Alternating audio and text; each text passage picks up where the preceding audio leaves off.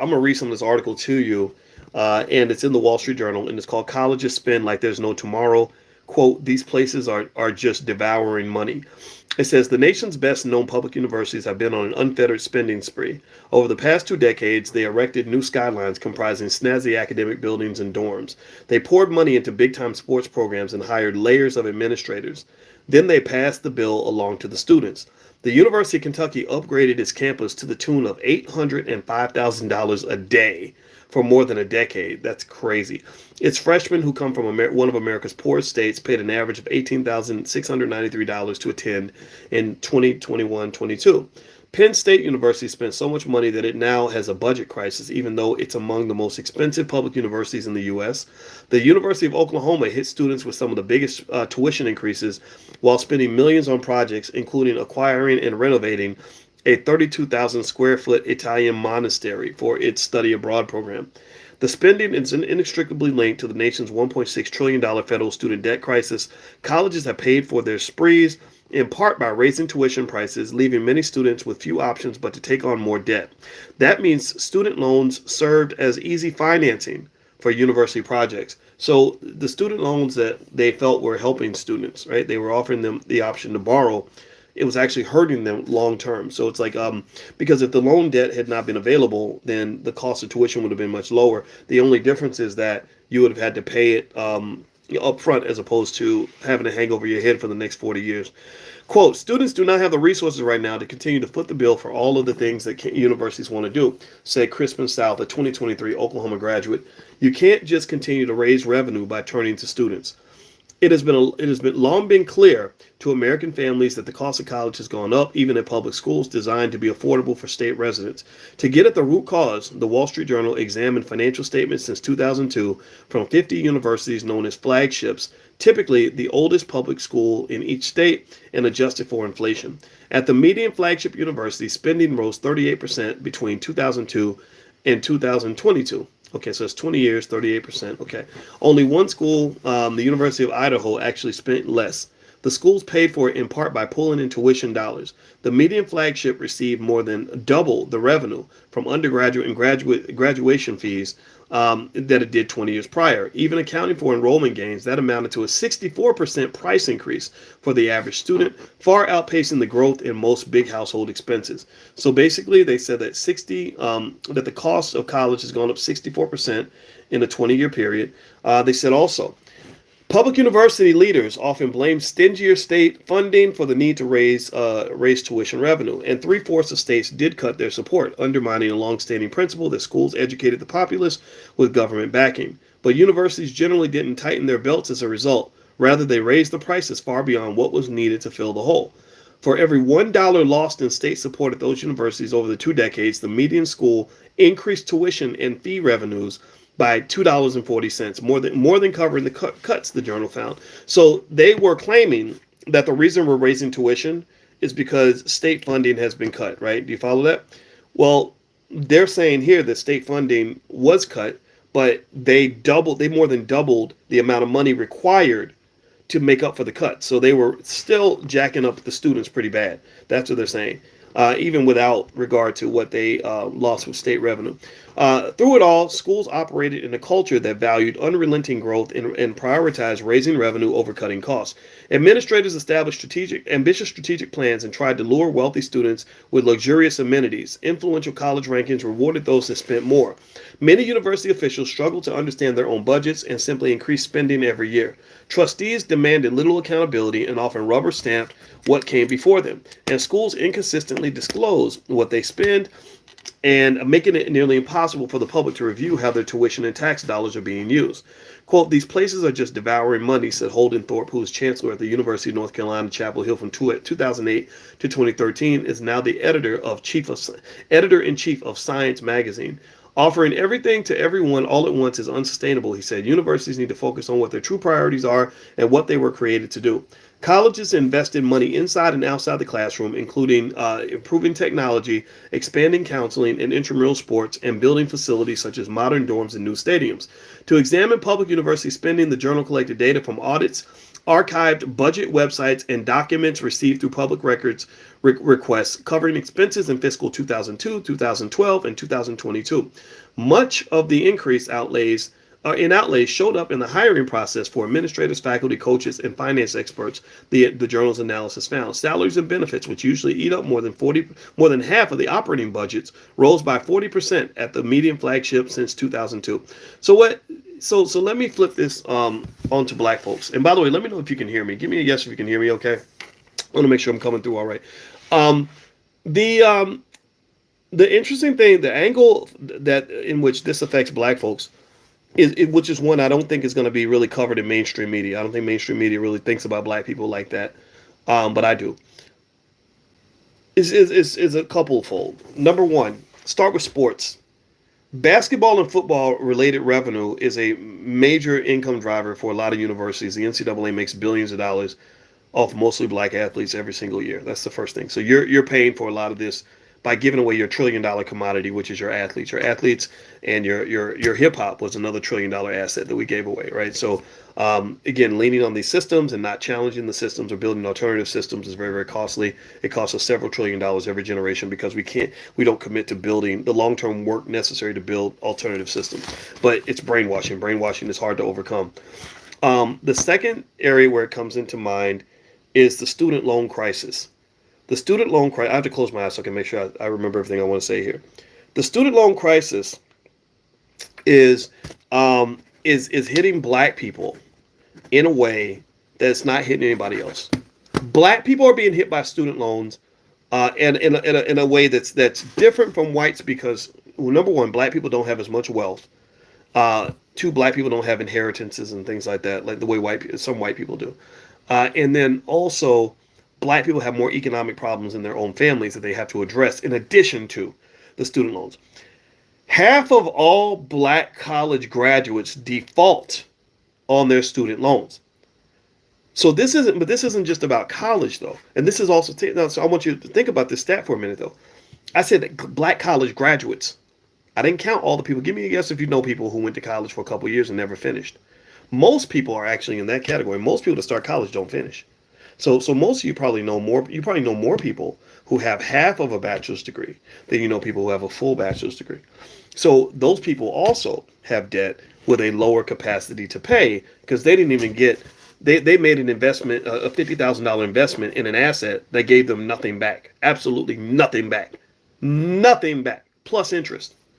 Okay, and so the other piece too that I want you to understand about that statistic about half of all black college graduates defaulting on student loans is that that student loans and defaulting on the loans becomes what I call a financial STD.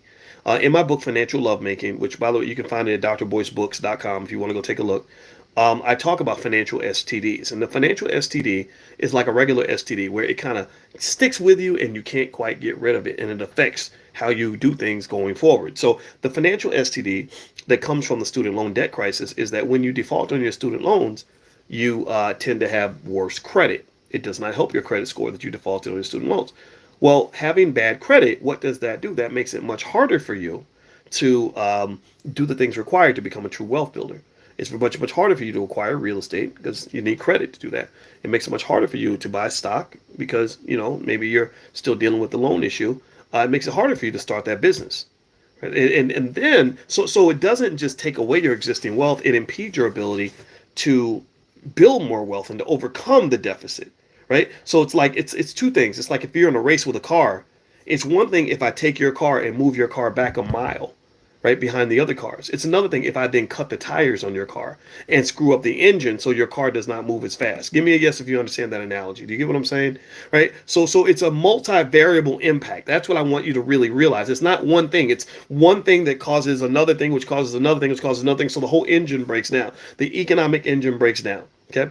So the third area in which this information, this Wall Street Journal article affects black people in a way that it doesn't affect whites on average is that when you look at what universities are doing with the money, they're not just building buildings on campus. They're not just building football stadiums and, and intramural sports. They're also gentrifying the neighborhoods around those campuses. If you go to campuses like USC, or Yale, or where I used to teach at Syracuse University or the University of Louisville, where I'm from, most of these universities are in black neighborhoods. So when you, economically speaking, this is an economic issue.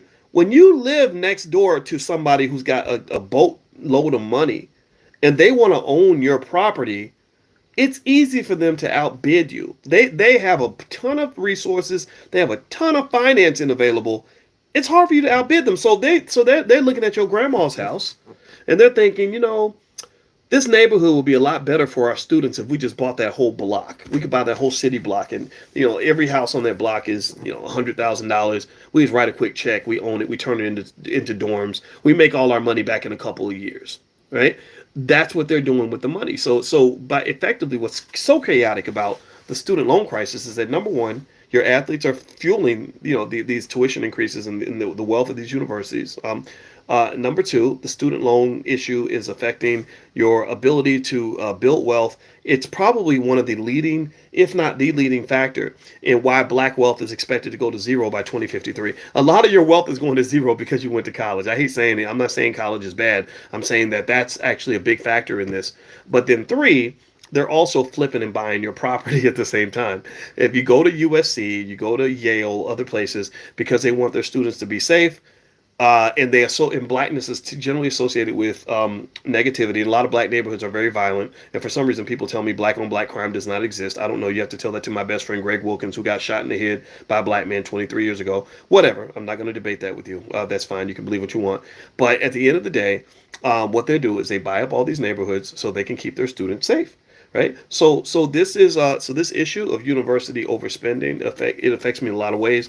I personally was very happy to start the Black Business School as an alternative to not just PWIs, aka predominantly white institutions, but also even HBCUs, because I don't even think HBCUs are teaching us the things that we need to do in order to truly solve this problem. HBCUs are not, at this point, they're not even teaching powernomics.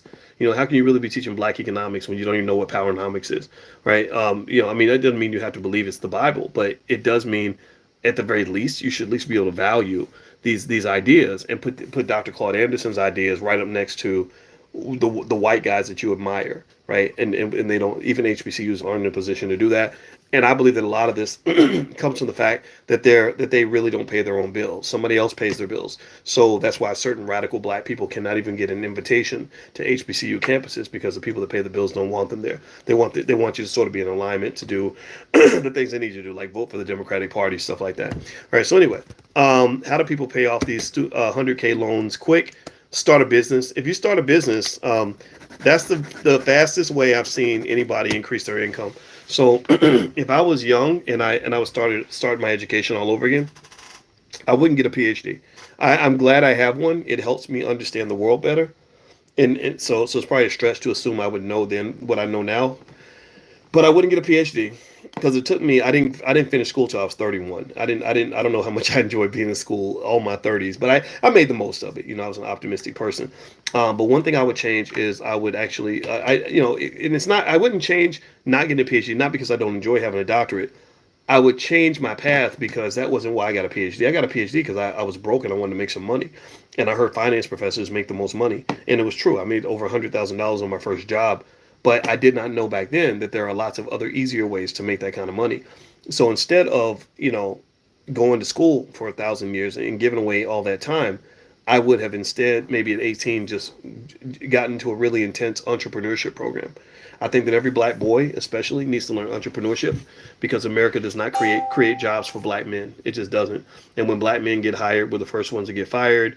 We end up getting caught up in shenanigans or, whatever. You sleep with a colleague, they call you a sexual harasser, just other crazy things that I've seen happen. And not to mention the fact that a lot of institutions just don't want to hire straight black men. So if I'm a young black man, I learned how to start a business, I learned how to invest, I learned how to buy real estate, things like that. But I learned how to do it well so that I can do it in a way that is, going to work and not get me in trouble. And also I walk away from a lot of this, crazy loudmouth hip hop culture and all this other stuff. I think that's why you have some of your problems with some of these so-called online gurus, and they start teaching classes, but they never taught a class. None of them have credentials to teach a class, and next thing you know, there's like some irregularities that occur and some chaos that occurs because you thought that person was had a lot of swag and charisma, but you didn't really think about credentials because professors, I guess, are boring for some people. I have no idea. So ultimately, I think that black males have to sort of be careful about that culture. That's my 2 cents, because I don't think it's a good, healthy culture. I think bad things happen out of that. So anyway, I'm gonna go, guys. That's it. That's all I wanted to share with you. It was my first time going live on Black Enough. Those of you that are not on the platform, I'm also live on YouTube. So if you're not on the Black Enough platform, that's our social media platform. It's spelled BLAGGENUF.com. That's BLAGGENUF.com. And HBCUs need a Powernomics course. Yeah, they really do, Dante. I mean, they really do. Like it's crazy. Like, it's absolutely insane. I just saw Kanye West came out with a new song. It looks like a lot of people like it. And the reason Kanye and I became friends was because he is a big fan of Powernomics. He's a big fan of it. Ice Cube was a big fan of it. That's why these guys called me. They didn't call. Well, Kanye actually called me because he wanted to talk to me directly. But the first time he called me, he wanted to talk to Dr. Claude Anderson. Ice Cube wanted to talk to Dr. Claude Anderson. Like, this man is a guru and a genius, and he deserves to be in the Parthenon of great thinkers of our time. And it's unfortunate that we have institutions that are so scared of truly doing what's required. They're scared of power, that they just buckle and fold and run away from folks that might have a solution that may actually work. And so I think it's our job to help liberate them. And the way we're going to liberate them is we're going to get your kids ready for the future, because your kids are going to be the billionaires and maybe trillionaires that are going to run the next generation. And by the year 2070, you're going to start seeing things really take off. It's not going to happen in my lifetime or yours. It's going to seem like we're in a losing battle.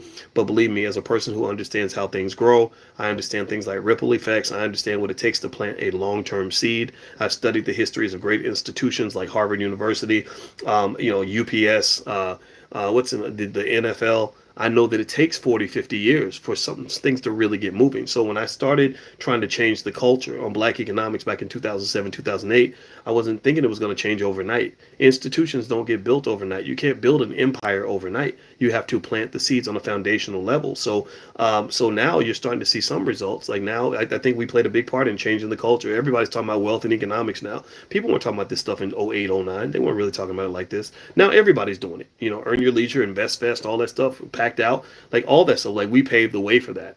That's why all these people know about the Black Business School. That's why a lot of these people know about what I do, right? And I don't need them to give me credit. I don't need them to acknowledge anything, because I was just running the baton for the first leg, and you hand the baton to the second leg. By the time we get to about the fourth or fifth leg, you're going to really see some things that we can't even imagine. You can't even fathom. So I really want you to understand that. I want you, when you see when the reality around you is not what you want it to be, you have to think about the dream. You really got to focus on it and believe that the dream is there. Believe that there's the energy that you put out in the universe is neither created nor destroyed. If I get up every day and I'm giving you my best every day, and we're talking about this every day, and we're talking to our kids every day, and we're making a plan every day, there's no way on this earth that all that effort can amount to something. There's no way you can ever convince me that all this work we're putting in is going to amount to nothing. That is simply not true. And I think, fortunately, though, we've seen enough to know that it's working. But I just want you to know, you ain't seen nothing yet. Just wait till your kids grow up and they are not stuck with the handicap many of us have. I mean, our handicap is a lot of us didn't get exposed to these kinds of ideas till we were 40 or 50 years old. I didn't even figure these things out. There are things I figured out this week, literally, about black economics that I did not know last week. Conclusions I came to. So imagine a 9-year-old or a 7-year-old having these ideas introduced to them when they're in elementary school. Think about how badass they're going to be when they get to be 25, 30, 35, 40, 45, 50 years old. They never had the student loans. They never had to deal with the corporate plantation. They've got plenty of assets to work with. They got plenty of courage. They understand how to draw a blueprint for institutional power and ownership. They're going to go in it with fearlessness that we weren't afforded because we had to keep our jobs. These kids, you ain't going to be able to stop them. They will be absolutely uncancelable. That's my belief. That's my goal. They are going to be powerful. I agree with you, Albert. All right, guys. I'm going to go. I hope you guys are going to come to the convention. If you want to see, just check it out. If you want to, it's going to be in Atlanta, October 20th through the 22nd. You can get discounted hotels for a couple more days, and it's just we really worked hard all year long to put together a great convention for you guys. It's for B1 people. It's the largest gathering of B1 people on the planet, and it's going to be in Atlanta, October 20th. You can go to allblacknationalconvention.com. That's allblacknationalconvention.com. Also, if you want to take a look at my books, my new book, The 10 Commandments of Black Economic Power, and some of my other books, just go to drboycebooks.com. So feel free to go to drboycebooks.com. All right, guys, I'm out of here, and this is my first time going live on on Black Enough. Now I'm trying to figure out how to shut the live down. I'll figure that out. So y'all have a good day, guys. And it was real, and everybody on YouTube, love you too. I'll see you guys soon.